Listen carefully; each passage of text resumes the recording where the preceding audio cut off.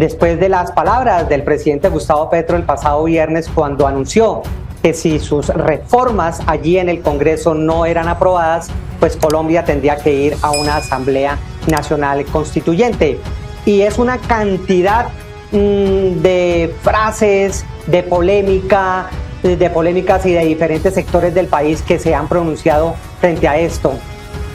Dicen una cosa, el presidente reacciona desde el Congreso, como les digo, desde distintos sectores del país. Pues ayer el turno fue para el ex vicepresidente Germán Vargas, quien pues de una u otra forma hizo estallar la polémica porque confesó que apoyaba, así como ustedes están escuchando, apoyaba la constituyente que propone el presidente Gustavo Petro. Esto fue lo que dijo Germán Vargas. Que estuviera nuevamente amenazando al Congreso si no le aprueban sus nefastas reformas, la que hunde la salud de todos los colombianos, la pensional, que no hace nada distinto que cargarse el ahorro privado a volverlo la caja del Estado, y la laboral, que llega en el momento más inoportuno.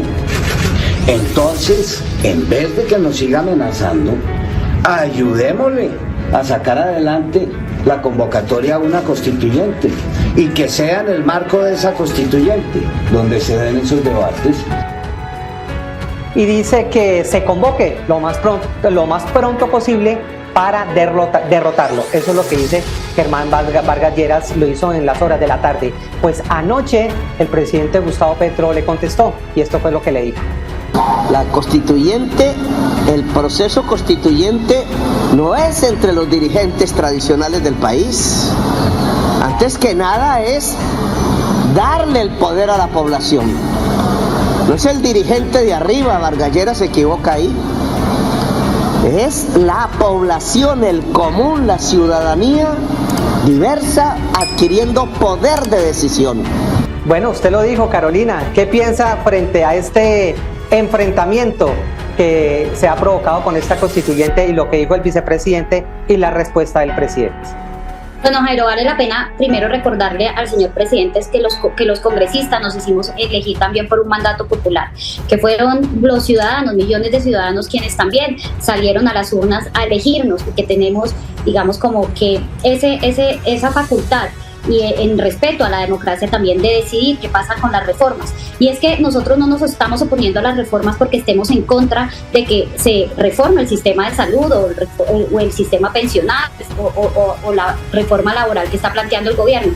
Nos oponemos a unas reformas destructivas que lo que hemos visto de manera permanente es cómo quieren acabar con todo lo que hoy funciona, cómo el presidente Petro quiere imponer sus reformas sin ningún tipo de concertación. Entonces, pues hoy nos da la razón, hoy Gustavo Petro nos da la razón a todos los que hemos salido a decir que este es un presidente que no respeta la institucionalidad, que pasa todo el tiempo por encima de la ley, de la Constitución y de las normas. El presidente que vimos en Cali en ese discurso haciendo unas declaraciones y diciendo que si el Congreso de la República no le aprobaba sus reformas tal cual como él las estaba planteando, iba a convocar a una Asamblea Nacional Constituyente, es el verdadero Petro, el Petro que tiene una intención clara de perpetuarse en el poder. Y yo creo que esto sí nos tiene que generar unas claras alertas. Pero lo que está diciendo el vicepresidente de la República, Germán Vargas Lleras, y creo que este es un mensaje claro, es que a Petro no le podemos tener miedo. Y que si lo que él pretende es tramitar una constituyente en el Congreso de la República, aquí estamos listos a dar la pelea, a defender la democracia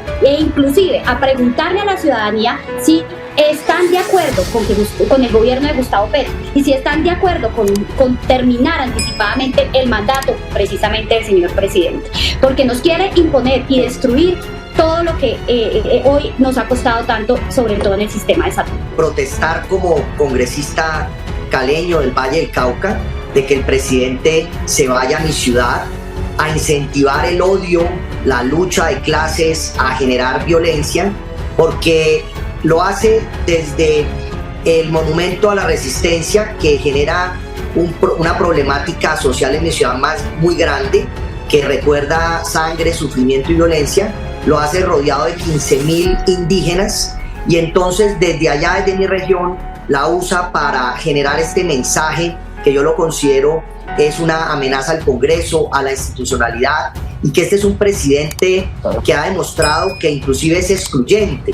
Ya le dijo a Germán Vargas Lleras que no era la constituyente para una persona como él participar. Entonces yo me pregunto, en la constituyente del 91, cuando estuvieron personas como Álvaro Leiva, Oti Patiño, Aida Abello, Antonio Navarro, entonces los líderes de ellos sí representan al pueblo, y los líderes de otras ideologías no representamos al pueblo, como si no nos eligiéramos en democracia.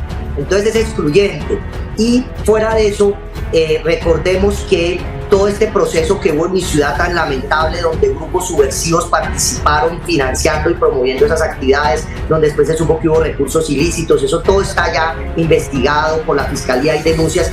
Pues resulta que ese es el ambiente que genera el presidente, lo cual genera obviamente la incertidumbre que nos quiere llevar es a un caos en Colombia, sí. Y eso no es conveniente para el país, no es conveniente para el país. Y lo otro que quiero decir, Jairo, nosotros no necesitamos una constituyente para transformar la salud, no necesitamos una constituyente para mejorar la justicia, para mejorar la seguridad, para mejorar la educación. Nosotros lo que necesitamos es un presidente que articule a los colombianos en pro de unos objetivos de los cuales estemos de acuerdo. Él habla de un pacto, pero no sienta a nadie a hacer el pacto. Ahora sale con lo de la Asamblea Constituyente y trata de decir que él representa al pueblo. Nota que al pueblo lo representa también toda la institucionalidad, y amenaza, como amenazaron cuando llevaron esa turba ya a la Corte Suprema de Justicia a tumbar las rejas y las puertas porque no se elegía rápido el fiscal. Entonces, esos comportamientos del presidente no dan garantías de que tengamos un gobierno serio, transparente y que pueda en un momento dado liderar un proceso constituyente en nuestro país para la tranquilidad de los colombianos. ¿Por qué el presidente Hernán está con estos discursos, sorprendiendo con estas propuestas y estos anuncios en los últimos días? ¿Qué cree usted? Jairo, yo creo que el gobierno decretó el inicio del fin de su mandato con este tipo de acciones, porque estos 2 años casi que han pasado, lo único que se arroja son muy malas cifras. Por ejemplo, uno puede ver que encontramos o estamos en el peor desempeño de una ejecución presupuestal de los últimos 20 años. Las variaciones e inestabilidad en el gobierno. Venimos de un debate donde encontramos que solamente en el sector de infraestructura se ha modificado en 5 ocasiones el director de la ANI o de la Invías, y así todo el gobierno, Jairo. Realmente nunca empezó, y esto se traduce en una sola conclusión, y es que ellos no se sienten cómodos gobernando y que su escenario por excelencia es la arena política, es la agitación, y plantearle una división al país. O ustedes están conmigo o están contra mí. Y lo traslado a palabras del presidente de la República cuando dicen: o ustedes están con la constituyente, o si no lo están, prefieren permanecer en un régimen paramilitar y corrupto. Es decir, ya dividió. O usted está con él, y si no lo está es porque está en el régimen paramilitar y corrupto. Y yo creo que esa división en la que él vive, en el estado permanente de agitación de la sociedad colombiana, de ataques y de exclusiones permanentes, Jairo, pues se traduce básicamente en que ellos no se sienten bien gobernando, que estos 2 años que han avanzado no lograron estabilizar y van a empezar casi que la curva descendente del gobierno, lo que va a ser todavía más difícil. ¿Qué decretó? El inicio del fin de su gobierno. Muchos han catalogado todos estos pronunciamientos, ya vamos a hablar de lo de Antioquia, Carolina, que esto podría ser una cortina de humo del presidente para desviar la atención y que la gente mire hacia otros lados. ¿Usted qué cree? Pero yo creo que los colombianos o el presidente mejor sabe y conoce perfectamente su grado de desfavorabilidad. Yo sí quisiera saber qué está pensando, por ejemplo, la comunidad o la ciudadanía, la población del Cauca, que están acorralados hoy por las disidencias de las FARC, que están asesinando a los indígenas, que están asesinando líderes sociales, y que pues esa no fue la promesa que les hizo el señor presidente, que volvieron a un periodo de terror y de guerra. Yo sí quisiera saber hoy qué están pensando, por ejemplo, ellos. El presidente sabe que hoy no tiene la favorabilidad, sin embargo sabe que también está muy cuestionado por actos de corrupción, lo que está pasando con su hijo, lo que está pasando con su hermano, lo que está pasando en La Guajira, que se están robando los recursos del agua y de las personas más necesitadas con el escándalo de los carrotanques, pero también escándalos que se vienen precisamente en esta misma entidad de la Unidad Nacional de Gestión del Riesgo con el tema de ollas comunitarias. Mejor dicho, el momento que está viviendo el señor presidente sabe que no es su mejor momento. Comparto la tesis también del representante Hernán Cadavid. Este es un gobierno que ha sido desastroso en su ejecución y en su gestión, y precisamente lo que intenta también es construir una cortina de humo alrededor de eso. Ahora, diciendo o chantajeando al Congreso de la República que si no le pasan sus reformas, entonces él va a salir a convocar una constituyente para que decida al pueblo. Yo lo que creo es que no nos podemos dejar chantajear, es que si ese es el mecanismo que él va a usar, pues aquí vamos a estar listos para defender la democracia, aquí vamos a estar los congresistas también listos para salir a contarle al pueblo todas estas cifras y todos estos actos de corrupción en los que también está envuelto el señor presidente. Aquí el tema es qué motiva este llamamiento a una constituyente, qué lo motiva, y si esto sería una constituyente producto de un consenso o se está planteando desde la división del país, que es lo que realmente está pasando. Eso es lo que ustedes están planteando. Entonces no se puede barnizar diciendo que es que no, que ahí hay un mecanismo y que aquí lo podemos discutir y que por eso es democrático. No es así, representante Heráclito. Aquí hay que ser claros en que es producto de una reacción de una persona que ha dicho, comillas, ha dicho Petro, que a él cuando lo rodean y que si rodean al gobierno hay que hacer una constituyente. Rodearlo es que el Consejo de Estado falle y declare la nulidad de algunas elecciones de miembros del pacto. Que lo rodeen es que la Corte Constitucional tumbe algunos artículos del plan de desarrollo porque los tramitaron mal ante la advertencia. Que lo rodeen es que la Fiscalía actúe sobre personas cercanas a la campaña. No. Aquí no podemos, digamos, confundir la discusión. Y una cosa es que se puede hacer una constituyente, otra es cómo nace y por qué la motiva. Primero que todo, es un claro chantaje del gobierno de Gustavo Petro, lo de la constituyente, porque lo expresa en la semana donde se supo que la mayoría de los ponentes de la reforma a la salud firmaron el archivo de la reforma a la salud. Entonces esa es la reacción del presidente. Si no me aprueba el Congreso, es un poder independiente, de acuerdo a nuestra Constitución, no me aprueban mis reformas, entonces yo hago asamblea constituyente. También quiero hacer un comentario, una reflexión importante. Hay un grado de irresponsabilidad y engaño al pueblo. Y vuelvo y hago mención al tema de que descalifica al doctor Germán Vargas Lleras y dice que es el pueblo el que va a participar. Pero ¿cómo así? Es una constitución, va a cambiar toda la estructura legal de nuestro país. ¿Y quiénes son los que se espera estén en esa asamblea constituyente? Personas preparadas académicamente, personas de diferentes ideologías, personas que logren un acuerdo nacional en una asamblea constituyente. Todos los que de acuerdo al mecanismo que se defina entonces se eligen para estar ahí. Y él ya empieza a excluir. Y ellos tienen ese discurso. Mire, el señor Mondragón, que quedó en la Cámara de Representantes gracias a que incendiaron la ciudad, la llenaron de odio, generaron todo ese proceso aprovechándose de la pobreza y del hambre que hubo en la pandemia, y con eso eligieron 5 representantes a la Cámara. El señor Mondragón es licenciado en Educación y técnico del SENA, que afortunadamente tiene sus estudios muy buenos, pero es el ponente principal en la Cámara de la reforma a la salud. Uno diría una reforma a la salud que lidera un partido, un proceso donde afecta a más de 50 millones de colombianos. ¿Quién lo debe liderar? Pues ojalá hubiera sido un especialista en salud, un científico, un médico, un gerente público, alguien con la formación necesaria. Entonces Petro, con ese discurso, vuelvo, insisto, de echarle como el pueblo encima al Congreso, lo está presionando y obviamente lo está chantajeando, pero además lo está engañando, porque la Constitución es un proceso sumamente delicado, técnico, profundo, donde debe haber toda la diversidad, obviamente, de la sociedad representada, pero no descalificar a líderes nacionales. Miren, Jairo, yo creo que el presidente Gustavo Petro, candidato, prometió precisamente no convocar a una Asamblea Nacional Constituyente. Lo que vemos es que pues Gustavo Petro es un populista, es un misógino, es un dictador. No, así es, Heráclito, y esa es mi percepción. Gracias a él hay más mujeres en el Congreso. Petro, si no fuera un dictador, no nos estaría amenazando con una Asamblea Nacional Constituyente por no aprobarle la reforma. En la Cámara de Representantes intentamos proponer, fuimos uno de los partidos también que propusimos, que intentamos llamar al gobierno de Gustavo Petro a una mesa de concertación precisamente para la reforma a la salud. No fue posible concertar de ninguna forma, ni siquiera inventándonos una subcomisión fue posible. La reforma a la salud de la Cámara de Representantes pasó tal cual como la radicó el gobierno, sin ningún tipo de modificación. Entonces, aquí claro es que el gobierno de Gustavo Petro lo que quiere es imponer unas reformas, que quiere gobernar para la mitad de un país con un discurso que divide y que polariza, que se le olvida que es el presidente de todo Colombia y no simplemente de un sector. ¿Y usted cree que es un dictador? ¿Eso qué? ¿Perdón? ¿Usted cree, le entendí, que él es un dictador?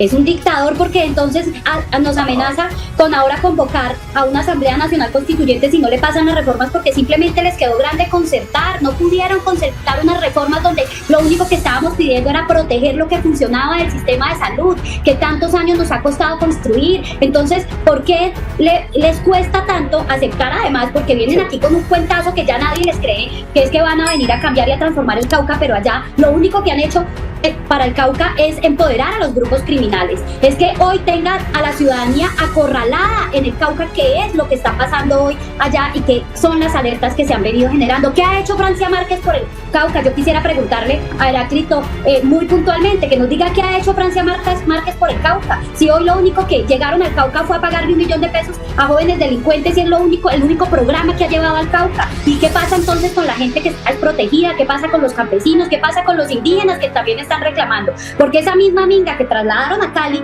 para echarse ese cuentazo y ese discurso que se echó con ese tono, además amenazante, en su discurso en Cali, ese mismo fin de semana, pues lo que vimos era que las disidencias estaban acorralando a los indígenas, mataron una líder social también indígena, y entonces, ¿qué pasa? ¿Esa es la transformación que están haciendo en el Cauca? Sí actúa como un dictador o busca como actuar con tiranía.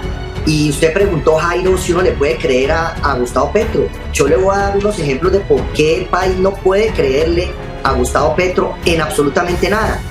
Primero, en campaña, la campaña negó que el hermano tuviera alguna relación con la campaña cuando se descubrieron las conversaciones con extraditables en la picota. Después de posesionado el presidente, continuó un proceso para beneficiar a extraditables, cambiando la legislación colombiana y deteniendo la extradición. Cuando apareció el escándalo de Benedetti y Laura Sarabia, hablando de los 15.000 millones que supuestamente entraron a la campaña y otras cosas con las chuzadas, dijo el presidente Petro que los retiraba de los cargos para que se defendieran y quedara claro que no utilizaran el poder para su propio beneficio. Y ahora ya los nombró, a uno en la FAO y a la otra la tiene en presidencia otra vez. O sea, engaña constantemente y ataca a los periodistas, a periodistas, inclusive mujeres como Vicky Ávila, la ha maltratado de una manera horrible. Se ha quejado organismos internacionales por esos comportamientos, cuestiona a las cortes, ataca de una manera irresponsable, usando la presidencia de la República, a quienes piensan diferente. Entonces, ¿quién le va a creer que es una persona responsable para liderar un proceso de una constituyente en nuestro país? Y yo vuelvo y repito, porque soy miembro de la Comisión Tercera de Asuntos Económicos, el Congreso le ha aprobado todo el presupuesto que ha querido, no ejecuta. Tiene los recursos para cumplirle a las comunidades del Pacífico, para cumplirle a los indígenas, a la negritudes, no los usan adecuadamente. Tiene las facultades para las transformaciones sociales que quiere, no las usa. Entonces es claro que estamos ante un gobierno incapaz y que engaña constantemente al pueblo colombiano. No, Jairo, mire, más que eso, cuando estábamos por allá en teorías del derecho, un profesor nos hablaba de los anómicos, que debíamos identificar bien quién era un anómico. Era esa persona que le estorbaba la norma, le estorbaba la ley, le estorbaba la constitución. Eso es Gustavo Petro actualmente. Entonces, lo que para él no es cómodo en materia normativa, dice, pues simplemente desmontémoslo. Eso es lo que hoy está pasando, es el mayor riesgo. Pero sabe a mí que me duele todavía más, Jairo, que en un balance de gobierno, si uno quisiera hacerlo, el país ha perdido el foco sobre temas como las 93 masacres del año 2023, todas en vigencia del gobierno Petro. No culpa de Petro, pero ellos sí responsabilizaban a los anteriores gobiernos, que cada muerto que había era culpa del gobierno. Un bajísimo crecimiento económico, una altísima inestabilidad política que se ve traducida en la inversión del país. Todos esos indicadores que deberíamos estar hablando, que a esta altura Bienestar Familiar tiene todas las fallas posibles del mundo y ha interrumpido la alimentación y los programas de alimentación en todas las zonas del país más desatendidas, que sigue pasando lo que está pasando en La Guajira. Allá fue a echarles un cuento que les iba a hacer un aeropuerto Guayú. Yo pregunto, ¿dónde están los indicadores de cumplimiento de ese gobierno? Mientras tanto, nos vamos a tener que concentrar, por supuesto, en cubrir un ataque institucional como el de la llamada constituyente, cuando los grandes problemas y gruesos problemas del país navegan a toda velocidad y nadie los detiene. ¿Dónde está ese gobierno que dijo que podía controlar todo? ¿Dónde está ese gobierno que dijo que podía neutralizar al ELN en 4 meses? Si hoy lo que ha hecho y ha acordado con ellos es dejarlos que recluten menores entre los 16 y 18 años, Sí. reducir o neutralizar la inteligencia del Estado sobre ellos. Esos son los temas sobre los que deberíamos estar hablando en el país, pero hoy desafortunadamente nos ha tocado salir a cubrir una aventura ideológica más de Petro para poder preservar esta democracia que, no se le olvide a usted, Jairo, fue atacada en días recientes, cercando el Palacio de Justicia, mandándole todos esos colectivos violentos a atacar para que tomaran una decisión conforme lo que él quería. Heráclito, Para que se le pueda continuar con las ideas, lo primero que tienen que hacer es las cosas bien, lo primero que tienen que hacer es ejecutar los recursos, llegar con los recursos a las regiones, solucionar los problemas de la gente. Es que aquí pues es muy fácil decir que quieren continuar con un gobierno que ha fracasado y que en todas sus políticas, y que definitivamente pues lo que vemos es que no saben gobernar. Pero miren, Jairo, yo sí creo aquí que es importante aclarar una cosa. Lo que yo siento que está pensando Gustavo Petro, y es lo que ha venido transmitiendo, es que pareciera que él no quisiera tramitar esta Asamblea Nacional Constituyente a través del mecanismo legal que es el Congreso de la República. Aquí lo que yo siento es que el presidente lo que está cocinando es cómo incendiar el país, cómo activar a esa primera línea y cómo invita a la movilización precisamente en torno de unas reformas que son inconvenientes, cómo seguramente envía un mensaje de cómo va a ser y cómo va a convocar a la Asamblea Nacional Constituyente. ¿Va a ser mediante el mecanismo democrático que es a través del Congreso de la República, o va a ser incendiando y activando todas sus fuerzas delincuenciales para que salgan a la calle a incendiar el país? Entonces yo sí creo que aquí es importante que se aclare y que precisamente sea la bancada, ojalá del gobierno, la que nos digan pues cuáles las intenciones que tiene este gobierno.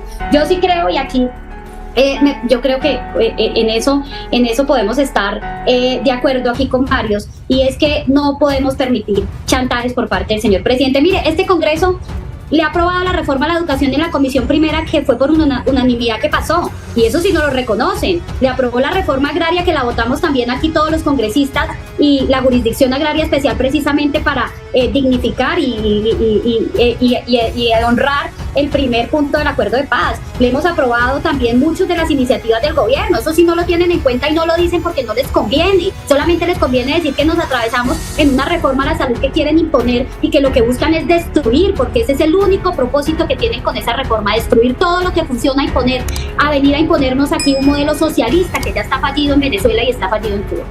Para mí, como su ideología, su modelo es un fracaso, no logran aterrizarlo en resultados, en iniciativas concretas.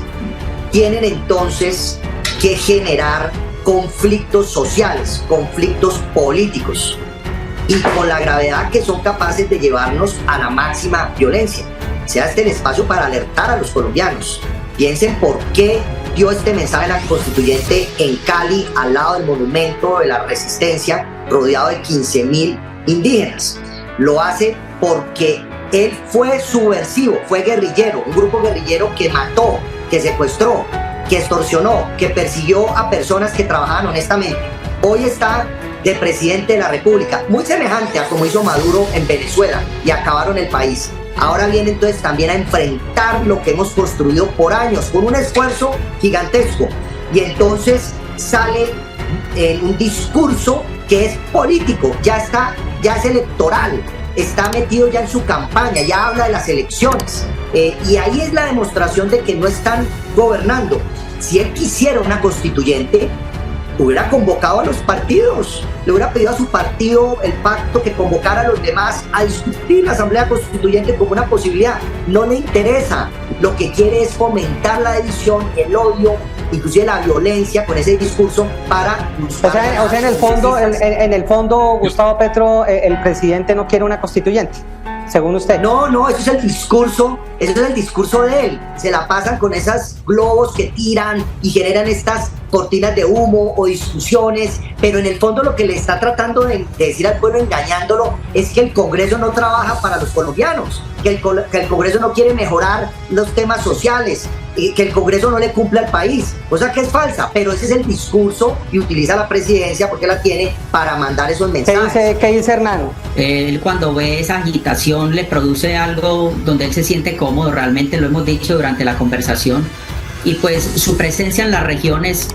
digamos de manera sistemática, no tiene ningún carácter de resolver ningún problema, al contrario, de profundizarlos y de ir a dividir a la sociedad. Lo hizo también la noche de esta semana en Montería, fue a decirle que vaya y hable usted, gobernador, con sus amigos que van a bailar a Miami, toda esa, digamos, caracterización de rabia con quienes, en su opinión, son ricos, han creado un gran problema, pero él lo que está haciendo es, digamos, perdiendo una oportunidad de oro para haber unido al país en torno a unos temas concretos, pero desconoce por completo, Jairo, la realidad del país. Él va y habla del poblado del oriente antioqueño, no hay una sola obra de infraestructura financiada por el gobierno nacional, o anteriores, entre el poblado del oriente. Sin embargo, él va y plantea la división. Baura va y les dice que los bananeros son paramilitares y que entonces vinieron del poblado y se convirtieron en paramilitares, desconociendo todo el impacto en lo que ha sucedido con la industria del banano. El salario mínimo en el Urabá antioqueño, en la industria bananera, es mucho superior al salario mínimo normal, pero a él no le interesa nada de eso. Pero nosotros también tenemos la tarea no solamente de contrarrestar o advertir estos temas, Jairo, sino de bloquear esa dosis de odio que él le quiere inyectar a cada una de las regiones de Colombia donde pone un pie.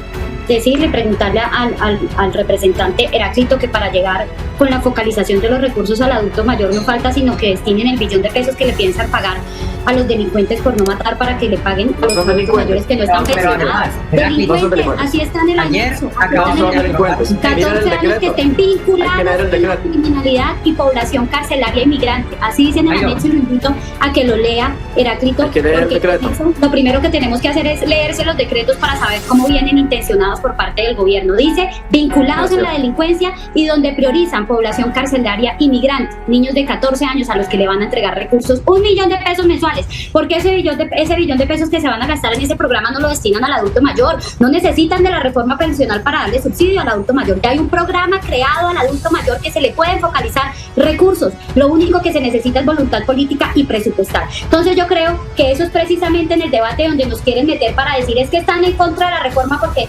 esta reforma le va a dar al adulto mayor recursos, pues que están en contra de la reforma de la salud porque es que por fin se va a solucionar el problema de los profesionales de la salud, cuando en ningún lado del artículo dice cómo se le va a mejorar la calidad de vida a los profesionales de la salud, cómo se les va a pagar mejor. Por el contrario, lo que hace es decir y poner unas condiciones para los profesionales de la salud del sector privado, de las EPS, pero no mejorando las condiciones de esos profesionales de la salud que son contratistas que están en los hospitales públicos. Dictador ni monarca, dice usted. A ver, Cristian.